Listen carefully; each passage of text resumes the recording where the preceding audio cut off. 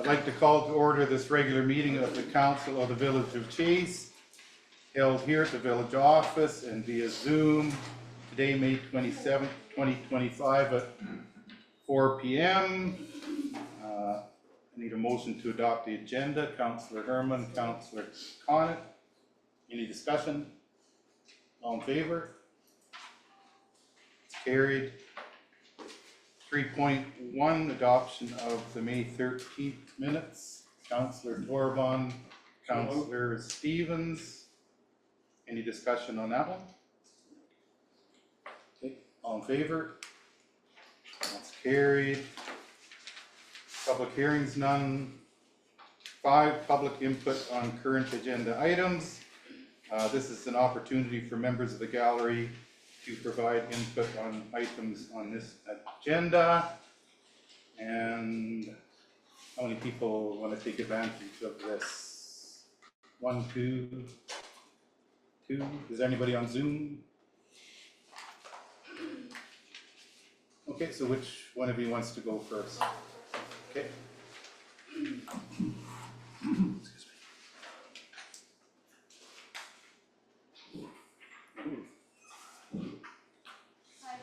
In that, the local cemetery So is name and address, please. Carolyn Parks Mance, 813 Okanagan. In that the local cemetery is an item on today's agenda. I have a question about it. But there's also a little story attached to it. It won't take long. The budget for the $1.547 million grant last year, I believe, included a $400,000 allocation for phase 1 of the Chase Cemetery project to be spent over 2 or 3 years. My interest in the local cemetery stems from the fact that my great maternal uncle, John Clegg Sr. from London, Ontario, my hometown, is buried there. After moving here and through genealogy records, I learned that Uncle John Sr.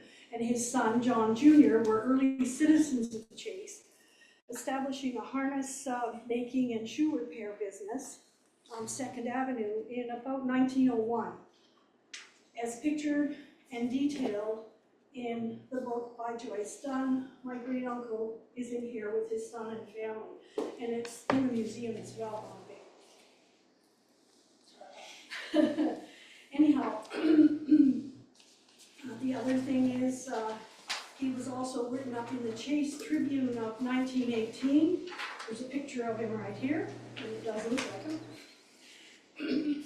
And they ran the shop for about 17 years when John Jr. moved to McBride, BC. So John Sr. moved to Pritchard and was living in what was the former Pritchard Hotel and was delivering mail in the area. Sadly, according to newspaper articles, he became despondent and took his own life there on Saturday, August the 3rd, 1918. John left a note that stated he wanted to be buried beside Dear Ed.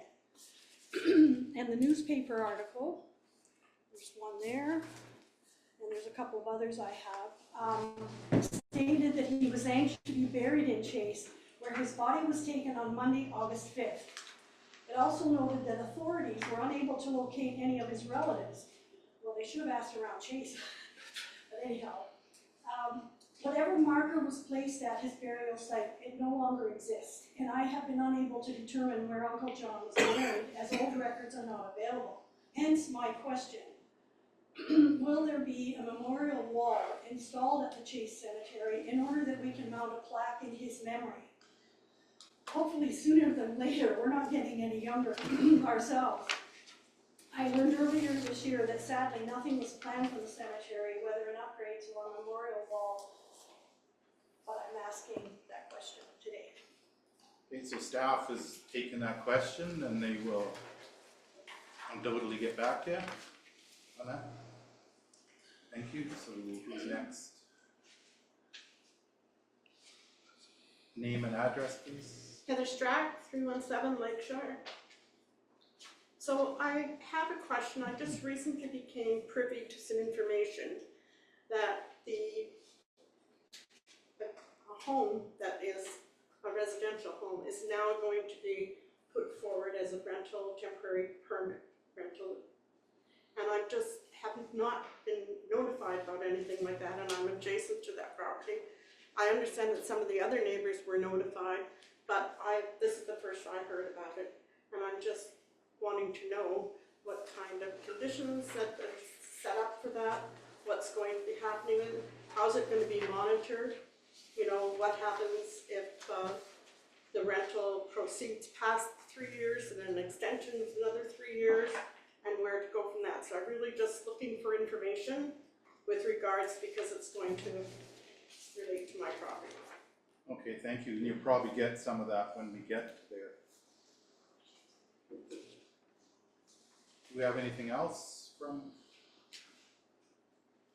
Okay, so did I miss anybody? I didn't hear. Okay. We will now move ahead to delegations. And how much time do we allow for these, Corp Officer? Do we have a Mayor, they are, I think, 15 minutes each. Okay. No, sorry, 10 minutes each. Okay, so we have 6.1 Chase Lions. Is there someone from the Chase Lions that would like to speak? Okay. You are up. It's your turn. Okay, so it's Sandra Welton, 6377 BLA Road. So we, the Chase Lions Club, have met with administration a few weeks back.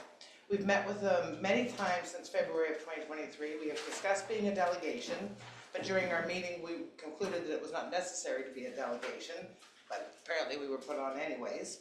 But since we saw ourselves, we were put on, we decided we should attend.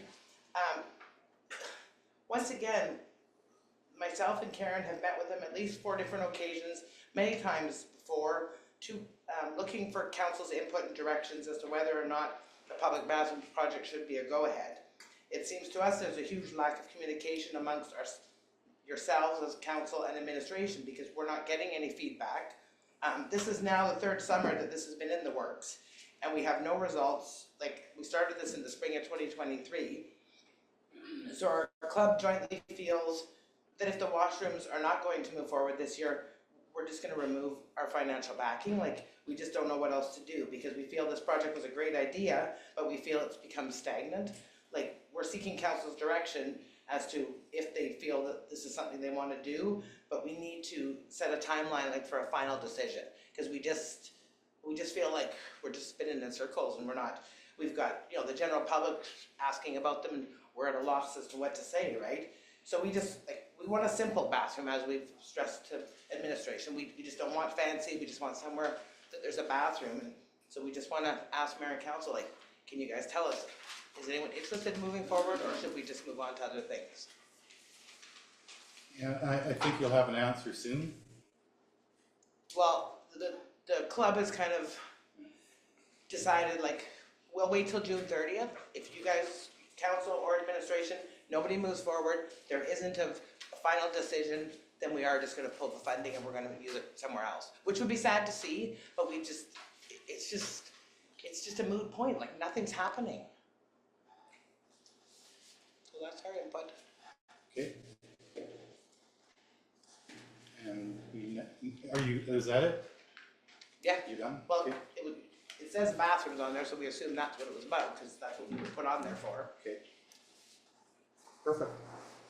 But again, we would appreciate notice too if we're put on the agenda, because we were notified. Luckily, we just happened to see it. Okay. So we would appreciate, you know, if we get put on there to let us know. Good thing you caught that then.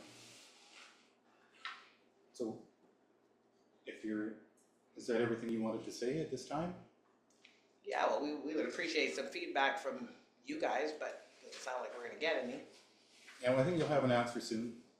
Yeah, well, we've heard that since 2023. Yeah. We were kinda,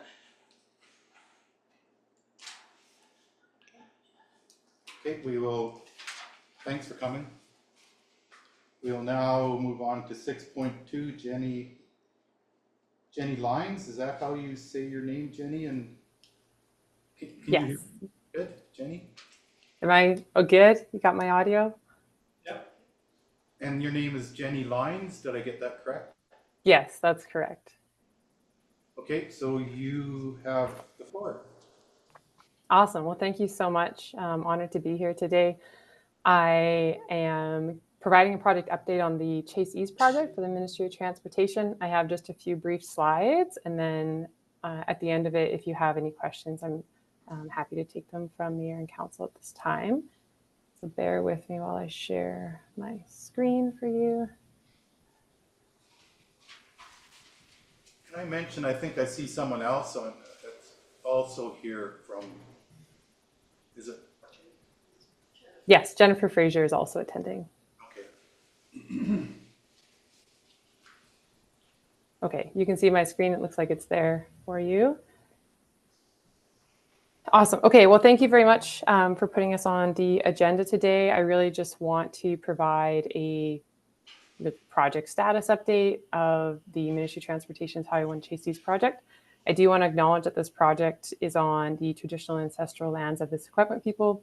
The project team is very grateful for their support and looking forward to continue working with them on this project. Brief slides for you today, just talk about kind of completed work, current, and then upcoming, and a couple items for discussion. The org chart, just a quick update. So myself in as project manager, that was a recent change. And if I don't know how many people remember the old project manager, however, nothing else has changed. Jennifer Fraser, still the executive director for the 4-lane program.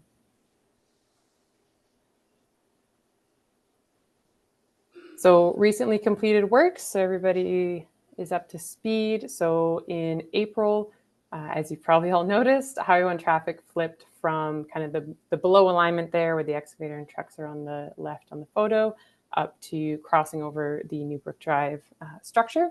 So that was a pretty big milestone for the project, of course, and has opened up some new work for the team. And then as well, the other large milestone is that the rock work, so rock bolting, shotcrete, has all been completed in May as well. Current work, so ongoing activities that you'll see around site. There are 7 structures on site between the overpass, retaining walls, etc. 5 of the 7 are substantially complete. There are 2 walls that are that were positive now recommenced now that we're into the construction season again. So you'll see work on those retaining walls as well. The contractor is working through the Highway 1 eastbound ramp. So in this photo on the right, where the old, where highway traffic was previously, those are going to be the new eastbound on and off ramps that'll go down to the Brook Drive roundabout. So working on subgrade gravel placement in that area. On the left on this photo, you see the pile of rock from the rock work. They're working on excavating that. As well as if you're out on Brook Drive today, you saw that they poured curb and gutter. So curb and gutter sidewalk will be next for Brook Drive. So that's kind of looking forward for the next few weeks. Those will be the activities that you'll see around. And then upcoming, there's obviously lots of other little pieces that fill in this slide, but these are just kind of major, we'll say milestones that you'll see throughout the rest of this season. So and through to completion of the project, I should say. So through May and June, you've seen Brook Drive concrete works that'll keep going on, retaining walls, grading of Trans-Canada Highway ramps, and then foothills grading as well. We'll start up in June, so that'll carry us through most of May and June. And then in July, a big milestone is going to be the Brook Drive roundabout concrete. So you'll see all those aprons, curb and gutter, and everything being poured in July for that area. Into August, so we'll start seeing electrical works. A bigger item in August is that the Coburn Street emergency gate will be installed in August, and we've been asked to provide 30 days notice to the village of when that gate will be installed and Coburn Street will be closed permanently. And we'll make sure we work with our contacts there to provide proper notification so everybody can be notified of when that will actually happen. And then later into August and into September, you'll start seeing paving happening, signage, kind of those final pieces. And then through September and then in early October will be final concrete barriers and line marking with the contractor demobilizing in October 2025.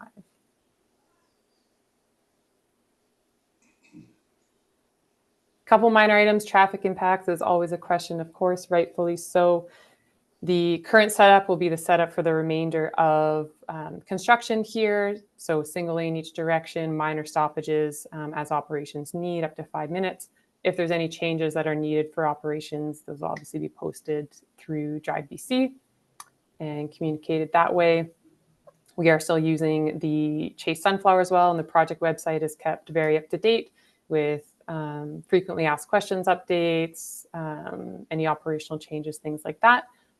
My contact information is there. The contractor's contact is still Scott. And of course, there is the Chase 4-laning inbox that we prefer people use so we can keep all of the communication in one spot. That's it. Happy to take any questions from Mayor and Council. Okay, is there anybody from council who would like to ask questions at this time? Oh, put your hand up. Put your hand. Councilor Stevens. Yeah, thank you very much for that that presentation. I was under the impression that we were looking into 2026, so it's nice to hear that 2025 October is the completion date. I guess a concern for me is the overgrowth and the so you know we're in fire season now, and the overgrowth at the west entrance is pretty significant. I'm just wondering what your plans are to mitigate that as we get into the warmer months. Overgrowth at the west entrance. Can you be a bit more, just help me understand a bit more? Yeah, sure. So when you come into Chase from entering from the west, the overgrowth, the vegetation is significantly high and it's dead. And it poses a pretty significant risk to the village of Chase should we have an ignition there. Okay, I think because I believe that section is likely in the Chase West project, Councillor Stevens, and I will take that back to the Ministries District team who is likely taken over that at this time. But happy to take that, pass that query on to them. Thank you very much. So I had one question as I was driving from Salmon Arm to Chase today. We noticed that there's no more signs saying no jake breaks on the highway. I don't know if they were taken down temporarily or it's... Oh, interesting. There used to be two signs, one at the very top of the hill and then one partway down was recently added. There should be maybe no jake breaks on the, you're coming from Salmon Arm, so westbound. On that side, we should have a gear down sign. I know there is safety concerns on no jake breaks. Is there any way of actually enforcing it? You know, I'm just not asking for an answer now. I'm just putting it out to you if there could be some way. It just seems to be the regular people doing it. I'll get to you. People. So I just put the question to you, and Councillor Torbonne, who used to be an RCMP officer, has his hand up here. Did you want to say something, Councillor Torbonne? Yeah, if the signs are out, they're enforceable by the police, by the highway patrols. They're not enforceable by Ministry of Transportation. They don't do that. It's and like any regulatory signs, if they're black and white, they're regulatory signs. If they're yellow and black, they're advisory signs. I believe that jake brake signs were black and white. If I'm correct. Is that right? Yeah. Go ahead. Sorry. They might be construction signs if our team has put them up at this point. No, they're not construction signs. They're not in that area? Okay. Yes. So if you're okay, is that something to ask for you to look into? And Absolutely. Okay? Yes, absolutely. You bet. I appreciate that. Replace the signs, basically. I'll definitely check on that. Is there any other questions from council at this time? Anything else you wish to add? Either one of you? No. That's No? wonderful. Okay. Thank you very much for your time. Okay, thank you very much.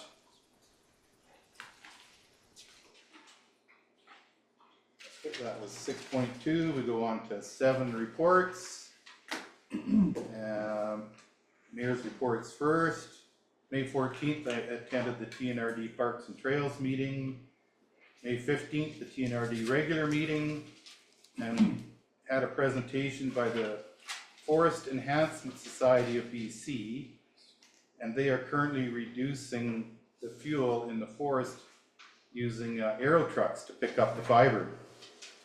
I thought it was interesting. It's a very oversubscribed program, but May 20th, I had my branches picked up by the Village of Chase Fire Smart program, so thanks to whoever got that going. I'm hearing good results around town.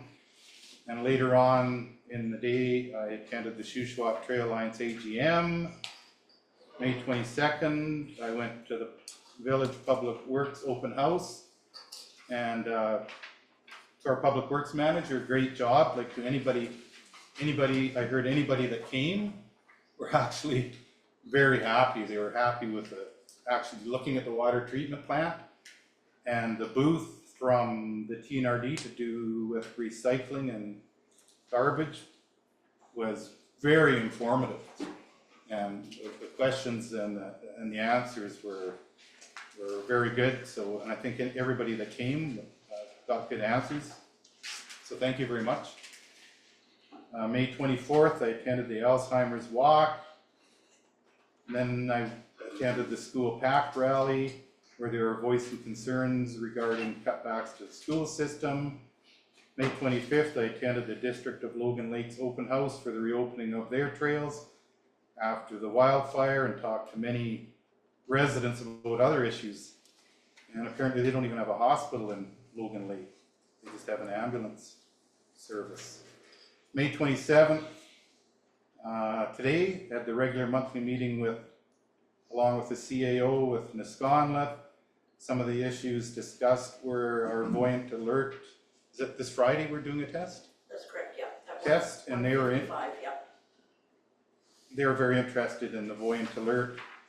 And there was some discussion on trails, and we also gave out an invitation to Canada Day events. Those are just a few of the issues. So Councillor Coniff? Yeah. Council meeting on May 13th. And an in-camera meeting, and I talked to shopkeepers about these washrooms. Went and asked them about them, and I think that they should have a say in the matter.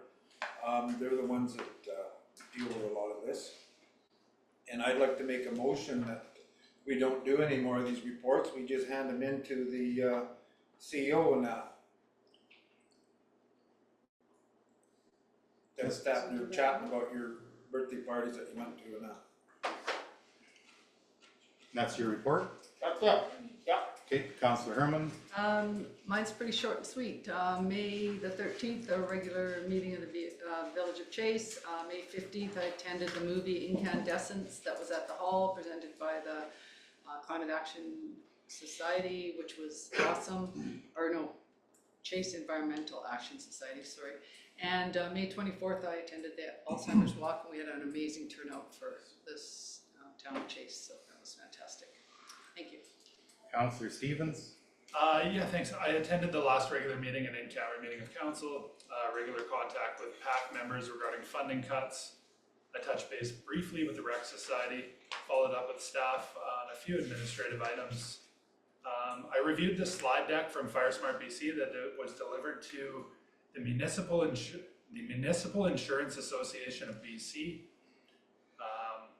I spoke with seniors on the weekend who were talking about cracks and gaps in the sidewalks. I attended Michael Henderson's FireSmart coordinator presentation, or FireSmart presentation rather, on May 14th, and reread the cemetery bylaw today. So that's it. Thank you. Thank you, Councillor Torbon. May 13th, regular council meeting, in-camera meeting. Reviewed agenda, consult with staff on certain issues, take inquiries from local. People were pretty happy about the tree removal down on our Budas access there. And review emails and respond as required. Okay, thank you. Do you want to make a motion to receive for information? I'll move that the reports be received for information. Second by Councillor Stevens, all in favor? That's carried. Number 8, unfinished business, 8.1 cemetery bylaw 949 2025. The bylaw has received first, second, and third readings. Council may adopt the bylaw. There's a recommendation there. Councillor Herman? I move that the cemetery bylaw number 949-2025 be adopted. Second by Councillor Stevens. Discussion? Okay, no discussion. All in favor? It's carried. 8.2, fees and charges, amendment bylaw 950/2025. Councillor Stevens, I see your hand up. Sure. Yeah, I move that fees and charges amendment bylaw number 950-2025 be adopted. Okay, seconder, Councillor Corbon, discussion? All in favor? That is carried. 8.3, solid waste services, and I think Councillor Conick has something. Oh, yes, sorry. Thank you. The report from Sterling Hansen is very detailed, and I would like to see more time being made available to council to discuss all the information, as this is a big decision. I would therefore like to make a motion that this item be referred to a council workshop for more in-depth discussion prior to a decision being made. You have a seconder, Councillor Stevens. Any discussion on this one? Councillor Corbon? Yeah, I just wanna say basically the same thing, like reading the report, it seems to me that it kind of goes around in circles. To me, it didn't make a lot of sense because, like, we need to know the bottom line when we're doing this, what the actual costs are and stuff like that. We need it broken down into terms that we can understand, not that somebody in the judicial system may or may not understand. So yeah, I found the report very confusing and it needs to be discussed further.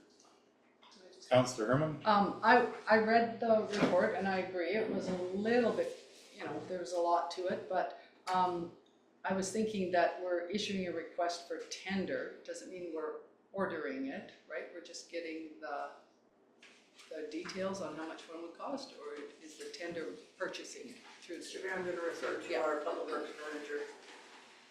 So through the CAO, if we engage in the tender process, if we have finances available, there's certain things that we can cancel the tender for, and then there's certain restrictions. So I would suggest if we're not sure yet which way to go, Yeah. that we hold off. Sounds good. I'm good with that. So staff will get back to us with a time? Yeah, we'll propose some dates for Okay. that. So you gotta vote on calling the motion. Yeah. So all in favor? That's carried. 9.2, fees and charges, amendment bylaw 951. Mr. Mayor, 9.1. Oh, 9, sorry, thank you. Put the check mark in the wrong place. 9.1, temporary use permit 2025-2. Report from the Director of Corporate Operations. Is there anything the Director of Corporations would like to add at this time, or? Oh.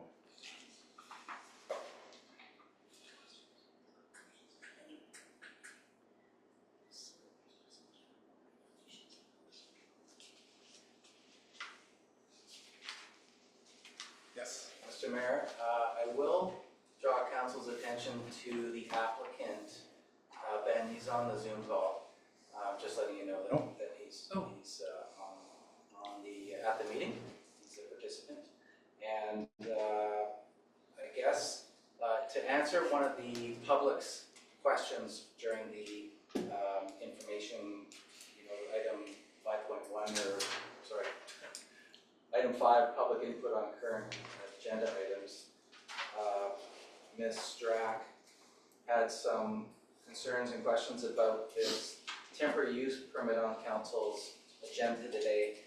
The matter before council is just whether or not to accept the application. So there is if council chooses to accept the application, there is a formal referral process, and every property within 50 meters, it sounds like Ms. Strack's property is within 50 meters, will receive a formal referral, at which point we can receive feedback on this application.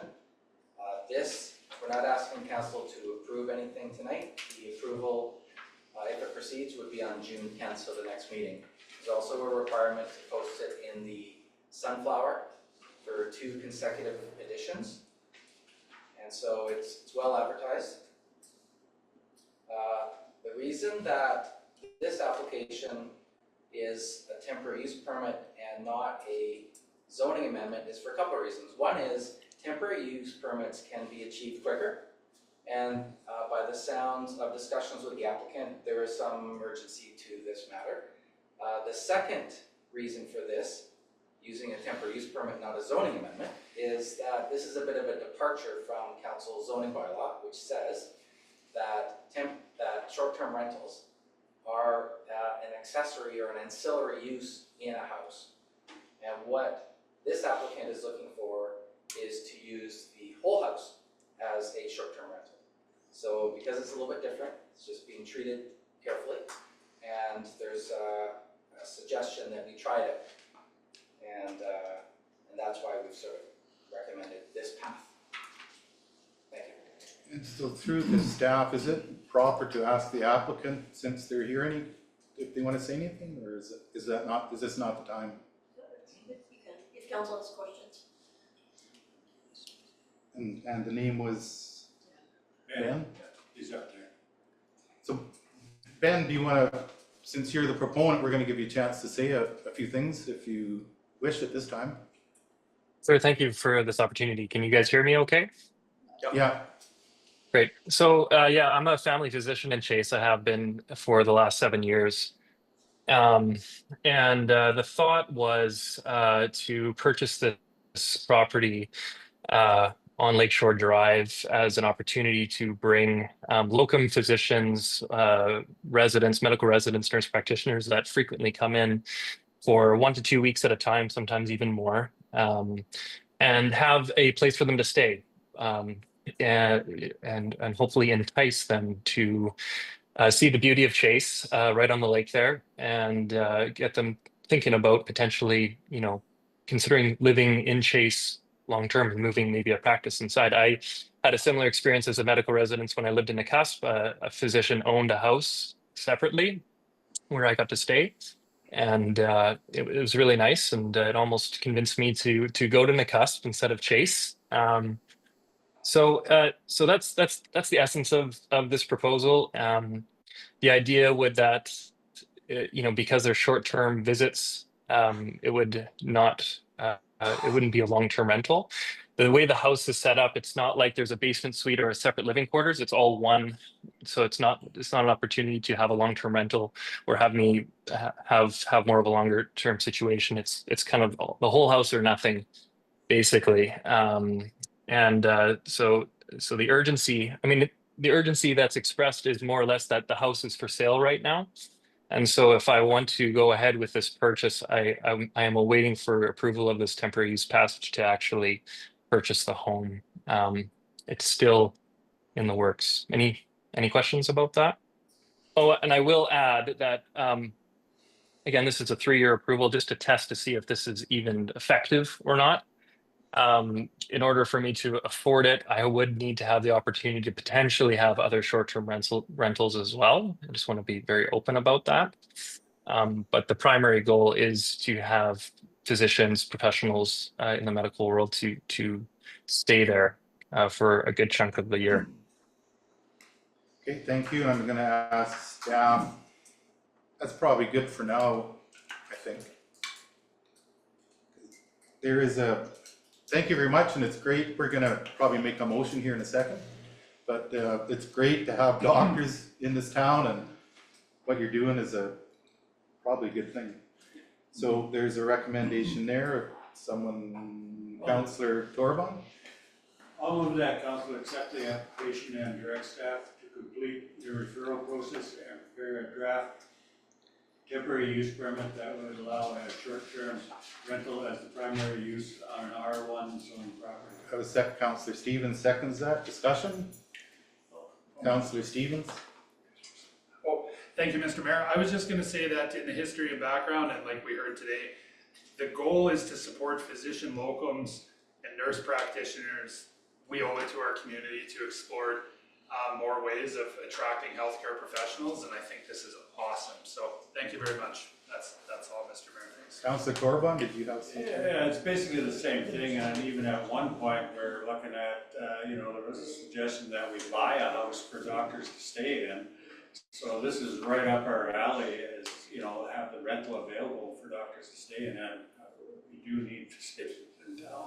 So that would be a great asset, I think, for the town to have a place like that for doctors to stay. Okay, so we will put it to the vote, all in favor?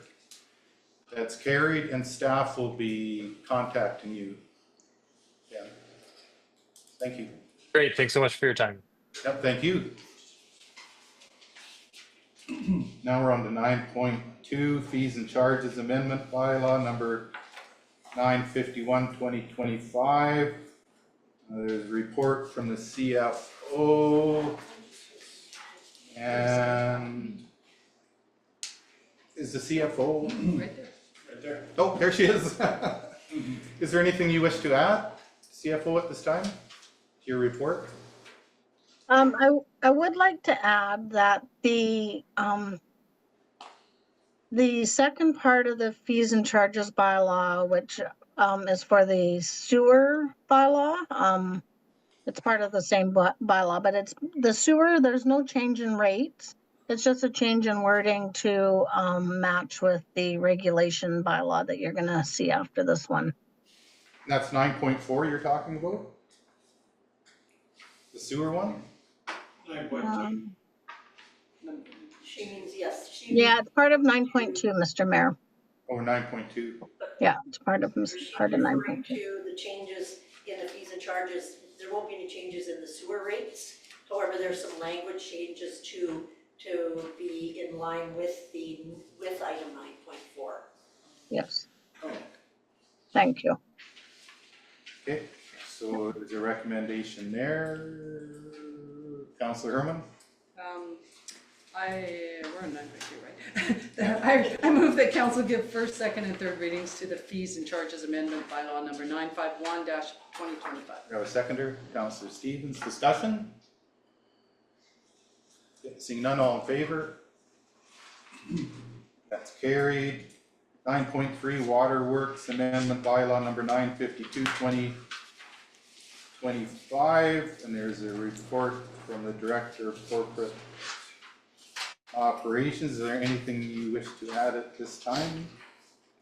Director of Corporate Operations?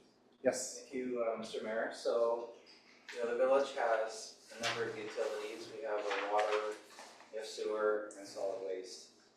And it's a user pay system.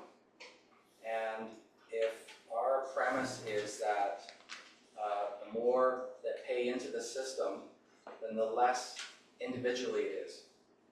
So one of the reasons that these waterworks and sanitary sewer amendments are before council, and the solid waste is coming, it's in the works, is so that, you know, we're spreading the net further to make sure that the more users that are paying, then each individual will pay a little bit less. So we've got a few outliers out there, and how we're capturing them is through some language changes. So the definitions in the bylaw makes it very clear that if you have an accessory dwelling unit, then and you're going to pay a fixed rate, and that will put more money into the pot. So right now it's a little ambiguous how these bylaws are working. This will clean it up and make it very clear. The other thing that it does is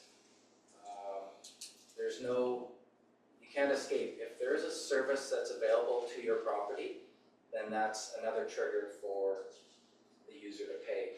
I'll give an example. Let's say Drake's Landing, as a strata community, decided to go out and get their own solid waste, their own garbage service. But we're going to be buying a new truck.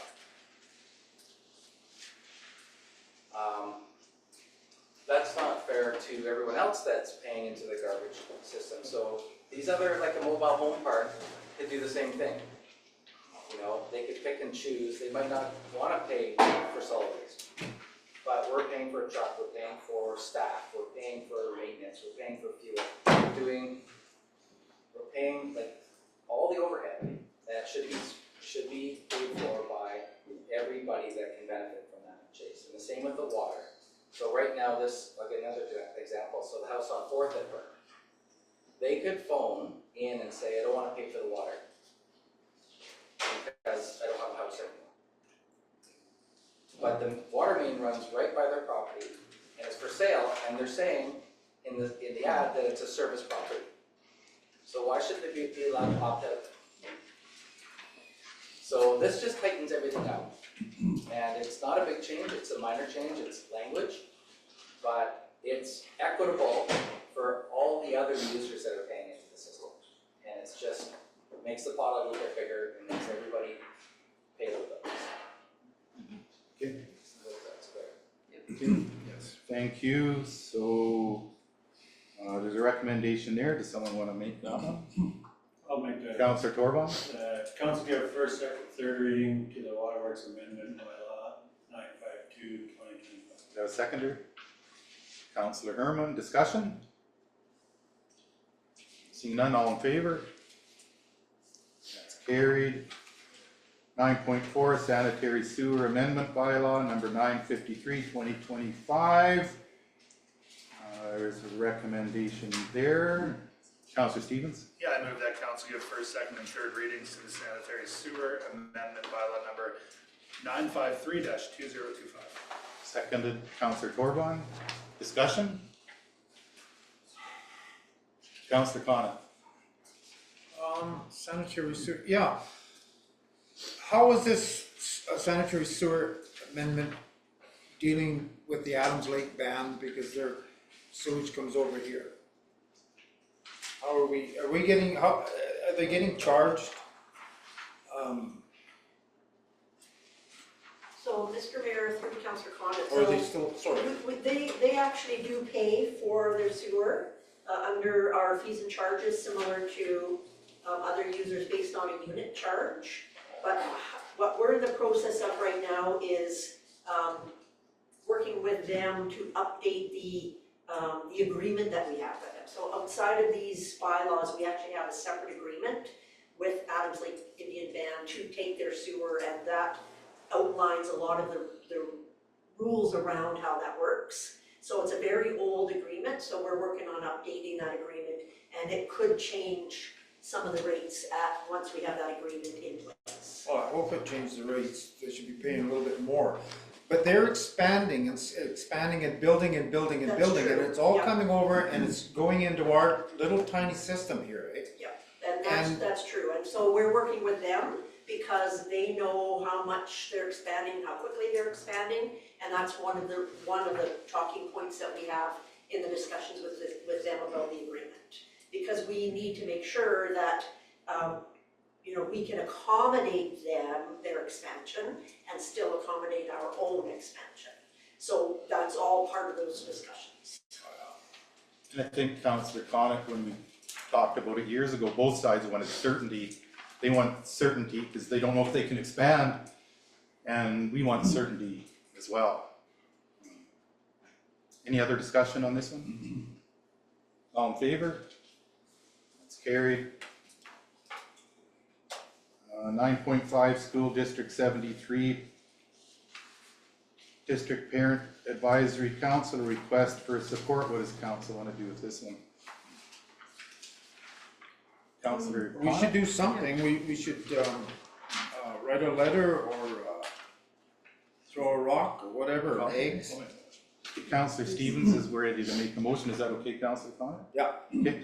Yeah, so Councillor I move that the Village of Chase write a letter to the province to tell them that public education is important to the Village of Chase. It needs to be properly funded, and that letter is, if possible, if we're allowed to do this, sent to every municipality in the province for their support as well. Do we have a seconder for that one? Councillor Connaught. Any discussion? Okay, all in favor? And that, Discussion. well, I did discussion. Do you want discussion?